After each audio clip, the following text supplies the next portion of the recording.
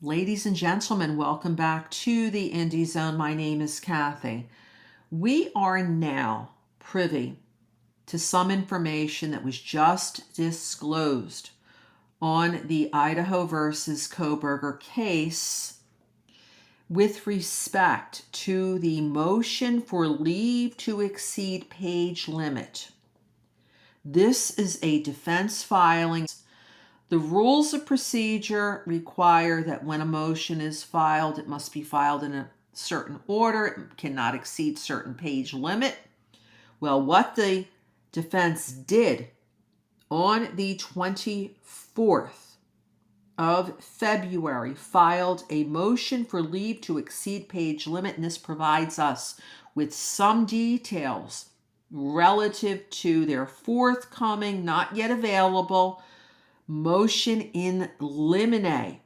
It says here, comes now Brian C. Kohberger by and through his attorneys of record, and hereby request the court for an order. That's what a motion is. It's an application for a court order, ladies and gentlemen, to allow the defense to exceed the 10-page limit for their motion in limine regarding improperly disclosed expert testimony as to Rylene Nolan and reference to touch and contact DNA. This motion in limine regarding witness identification of bushy eyebrows and motion in limine conditions as aggravator.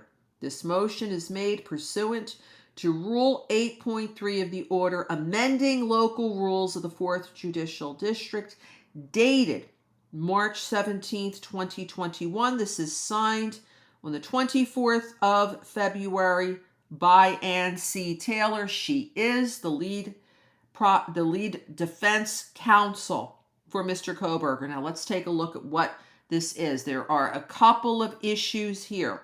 First, the bushy eyebrows identification. If you will look back at the affidavit of probable cause, which this Indie Zone podcast covered as one of the first items that we addressed in this podcast when it became live back in May 2024, we noted that it was Brett Payne who stated in the affidavit of probable cause that by looking at Mr. Kohberger's driver's license that he appeared to have bushy eyebrows. And our concern then was Detective Payne was not at 1122 King Road to make that identification. So why is he stating in the affidavit of probable cause that Mr. Kohberger had the sort of bushy eyebrows that allegedly a witness, one of the surviving roommates, made that statement about? So this may be something related to that. I encourage you to look at the affidavit of probable cause. It is item number 1 on the docket, and you will see that it was Detective Payne, not any witness, who stated that it appeared to him that Mr. Kohberger had bushy eyebrows and that he appeared to have an athletic build. As the witness supposedly testified to, our position as we give under the First Amendment is it should have been the witness identifying Mr. Kohberger, not the lead detective looking at a driver's license. We give that opinion pursuant to the First Amendment of the United States Constitution. The other big issue has to do with Rylene Nolan's testimony.